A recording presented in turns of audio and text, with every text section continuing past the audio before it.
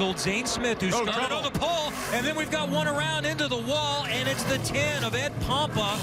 Andy Hillenberg's team, Fast Track Racing, pretty significant damage in the back end. Sure is. Looks like he took a hard hit there. It'll be interesting to see what happens. It's going to be the 34 that will win out in that battle. There's the tail end of it. And that's the best look we have for Pompa, who was 5 laps down. And unfortunately, he's going to see his night come to a close. He's battling with Riley Herbst right now, and he's still losing pace. He's in big trouble, a big wiggle, and he's trying to keep it off the wall, and he's lost a tire. Probably going to bring a caution flag out here. I saw some rubber fly off that tire. Oh! Definitely a lot of debris on the racetrack. Once again, Sheldon Creed had victory within reach, and it's not going to happen. We stay green right now. To understand how much grip, how much he pushed that car. Around goes the one. Sadler all by himself slides. And it looked as though a little contact made as well. Get ready for 10. Nothing's going to hit you there. Nice in save, sixth man. position. Nice save. Get her fired up, see Edge if you of can. control, that's what you have to do. And right here he throttles up, and you can see the back end just slowly comes around on it. He was never able to catch back up, and very fortunate, I would say, not to have contact and also to have no damage when he got in the grass. But he had slowed down and pretty much backed in the grass, saving that splitter. But you can see he's just pushing the car and went around him. Hey, Jeff, he really feels like that left rear may have been going flat on him, so as soon as it comes off the car, we'll take a look at it. His car back to pit road, as you see right here. He spins out, and you mentioned it, Jeff. How fortunate for the two of Austin Dillon not to make contact. I thought for sure that was going to happen. Nice save, man. Yeah, so close there as the two of Austin Dillon was able to avoid to the outside. You can see right here he got kind of lucky because he actually backs into the grass first, and rather than going into the grass, And a slide coming out of turn 4 just in front of race leader Eric Jones. It's the 39 of Ryan Sieg going around on the lead lap. Let's take a look at what happened with Ryan Sieg. You see Ryan Sieg just comes in the screen, and the car just comes around on him. It looked a little bit like Elliott Sadler's accident, where I think you just push him a little bit too hard. It came around on him. He looks to the inside as they dive into turn 1. Christopher Bell takes the lead away, but here comes the 20. Contact made. The 20 into the wall. So's the 18. Smoke coming out the back. The 20 slowed way down. Now will the 18 be able to continue? Christopher Bell, the 22-year-old, comes back to the finish line. He'll win at Kansas. Carries a ton of speed, is never going to be able to stay on the bottom, never intended to, slid up in front. And Eric Jones just wasn't going to lift. Jeff, I know Eric Jones is disappointed, but I'm not saying it was the cleanest move, but he hit him in the rear bumper, which tells me the 18 was clear, even though he was well off the pace when he slid up in front of him. Race fans, it's time for those most famous words in motorsports. Here to give the command to start the engines, please welcome the star of A Bad Mom's Christmas and the upcoming Netflix crime fantasy bright, Jay Hernandez. Drivers, start your engine! Okay, go here.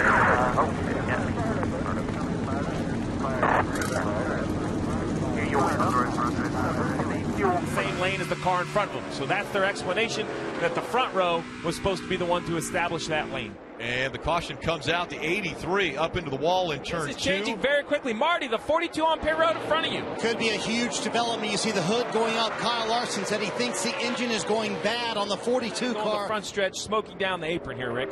And there it went. So the ECU couldn't even protect the engine for Kyle Larson, and now Kyle Larson's hopes of making it into the round of 8 go up in smoke. Well, this tells me it wasn't just an electronic issue, unless that caused some sort of mechanical failure. You see the smoke out the pipes. You know, listen, there's 100 things that could be inside the engine, but definitely a failure that he's not going to be able to recover from. And this is one of the teams and drivers that everyone feared going to Homestead. Everybody talks about how good Kyle Larson is running the top of the racetrack. We just spoke about it. A car up into the wall in turn 3. That's the 17 of Ricky Stenhouse Jr. One of the must-win situations for this team. Poor bad. Dave. And he said, I've just been telling you, it is a loose race car, but they believe here it may have been a cut tire that sent the 17 to the high side and into the wall. Yeah, you can see the sparks off the right front, so clearly the tire was down. Even in stressful moments of taking a break and saying, hey. Oh, around goes the 48 as he was coming out of turn 4, sliding through the grass. Caution comes out again. He was right up behind the back of the 41. It just comes around on him. Right there, Steve, the right front digging in the grass. See the back of the hood. It's relatively fortunate, though. I don't see a lot of damage. That hood kind of will blow up at times in the back, some of the way the hinges are designed. I have to see. This is another great shot at it.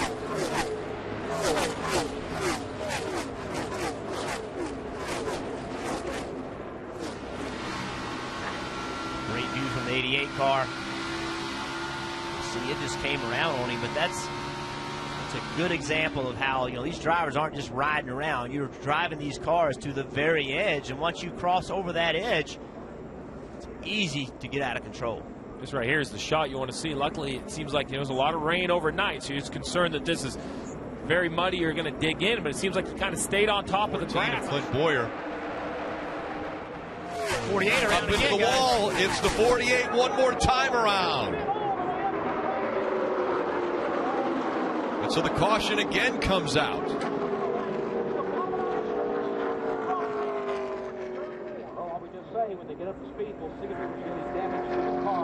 Restart. We see the 48 way up against the wall, and an entry gets around. Never really made big impact.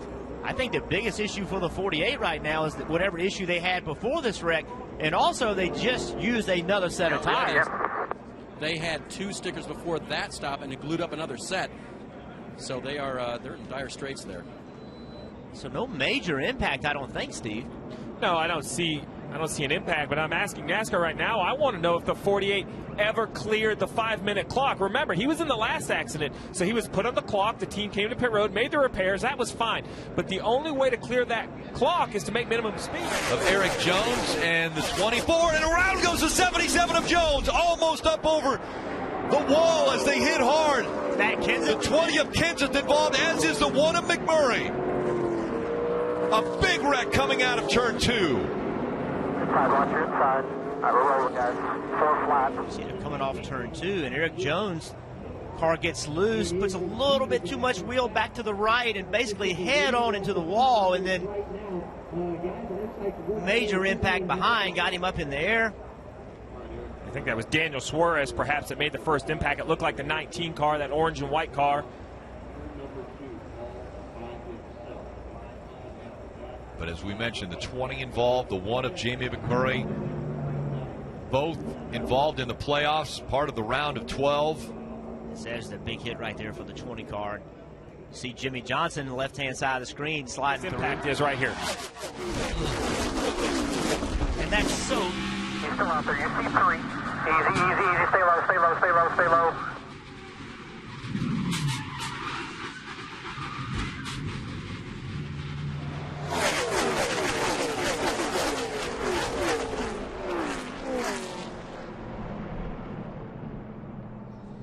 Everyone's scattering. We ride along with Dale Earnhardt Jr.